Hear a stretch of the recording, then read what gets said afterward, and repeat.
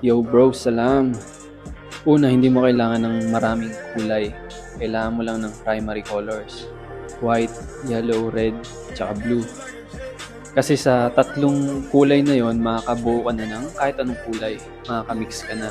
At ang benefits nun, mapapractice mo kumopya ng kulay. Tsaka yung pinanggagalingan ng lahat ng base ng kulay. At on a budget pa, minsan nga hindi mo na kailangan ng black. Kasi blue, tapos mixed gray ka lang, pwede ka na makapag-build ng black. Kaya natin ginagamit yung oil paint kasi yung drying process niya matagal. So malalaro mo pa yung isang color tone nang hindi natutuyo agad. Tapos makakapag-adjust ka ng mga kulay. Ayun, first whip pa lang yun.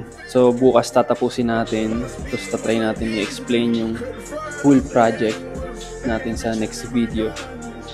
Ayan, magre-relax muna tayong rewards for today.